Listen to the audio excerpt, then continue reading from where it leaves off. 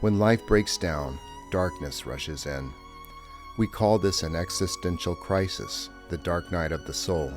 I spent a decade in that darkness looking for the light.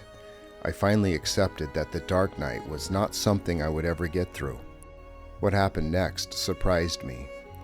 The darkness became a door to a new way of being that I call facing up. Facing up is not a religion or a philosophy. It makes no claim to understand or explain. It simply faces the dark night and enters. My friend Jim said, "You've been through the dark night and returned with maps." I love that word, maps. A map doesn't ask you to believe anything. It doesn't tell you what to do. It just describes what it encounters. A map is not a fabrication. It is a depiction of shared perception. We all encounter the same ocean. No one argues that the Rocky Mountains aren't there. We live beneath the same sun and moon and stars. A map is a depiction of shared perception. If the map is good, all will agree, because we live in the same world. This is my map of human existence. Before there is a self, there is desire. We are born on the island of desire. Desire for our mother's milk, for sleep, for warmth, for embrace. Following our parents' lead, we learn to attach verbal symbols to the world we perceive. Mama, Dada. Language allows us to objectify our world so we can step outside of it and speak about it. This allows us to see the strangest thing of all, ourselves. We become self-aware and experience the mystery of consciousness. Nothing sits still. Everything is in motion. Where there is motion, there is before and after. And where there is before and after, there is story. Humans experience life as story. We must cross the stream of consciousness and make our home on Story Island. We land in a family, and that family gives us a story. We accept this as the way the world is. But when we go to our friend's house, we encounter a different story. And then we learn that we are expected to come up with our own story. Our stories conflict. You don't fit in my story. I don't fit in yours. But it's not just other people. 3 dark specters tear apart every story. These terrifying ghosts are what we first encounter when we enter the dark night. In Yarus, we do not have answers for the things we most long to know, need to know. We are lost. How can our story make any sense if we don't know what's going on? Vanitas. We long for more until the day we die, and then we die. Who can make peace with the end of their story? Rapax. We want to live in a story where we are loved and accepted, but relationships are hard. We feel so lonely. The specters are the end of the story. They cast us into a world without meaning or purpose, a world where we don't belong, a world of nihilism, despair, and alienation. We flee to the devil's playground. There are many escapes in there. The dogmatist, where we double down on the story and cling to it. The zombie, where we move back to the island of desire. We plunge into pure sensuality and try to forget our life on Story Island. The rocket, where we stay busy to try to avoid thinking about the story. The levitator, where we try to meditate our way out of the story, but we can only stay afloat for so long. The scientist, where we imagine that ultimate answers can be found in test tubes and telescopes.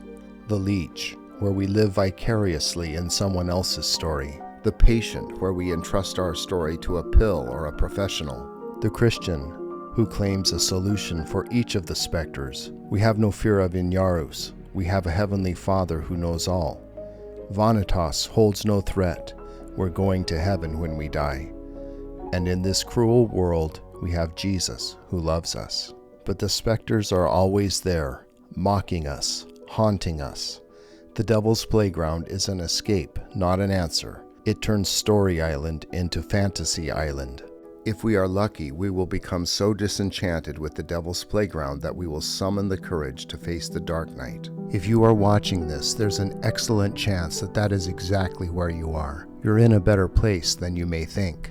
When you embrace your life as human being, the dark night becomes the door to life beyond belief. Rather than wallowing in the nihilism of your lost story, You look at the mystery of this world and say, wow, you choose wonder. Rather than despairing that you can never reach the end of the rainbow, you accept the fact that life is always in motion and enter the joy of today.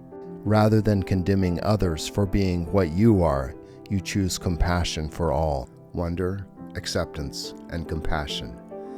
You don't defeat the specters. You learn to embrace them. The only thing they destroy is the illusion that your story is reality. The specters make it possible to return to Story Island in a new way. Inyarus holds no terror for you. The fact that you don't know fills you with wonder and allows you to set out on adventure. Vanitas allows you to stop looking for eternity in the future and find it in the moment and play the hand you are dealt. Rapax ends the exhausting task of separating the world into sheep and goats. You can have compassion for everyone and find a way to show kindness. We are, after all, one human family. We think in story and still have a home on Story Island, but our story is no longer the foundation of our life. It is an expression of our wonder, gratitude, and compassion, expressed in adventure, play, and kindness. We can also travel freely to the island of desire, which is no longer a mere escape to sensuality, but a concrete expression of satisfaction. You move freely between all three islands, embracing the full range of human experience, desire, story, and being. And where is God on this map? Everywhere. Whatever word you use for the divine or ultimate reality or whatever you call it, you experience this most simply by embracing your life. It's best not to give this a name or a face. You touch this directly, and that makes it more, not less real. The crucial choice comes when you encounter the specters.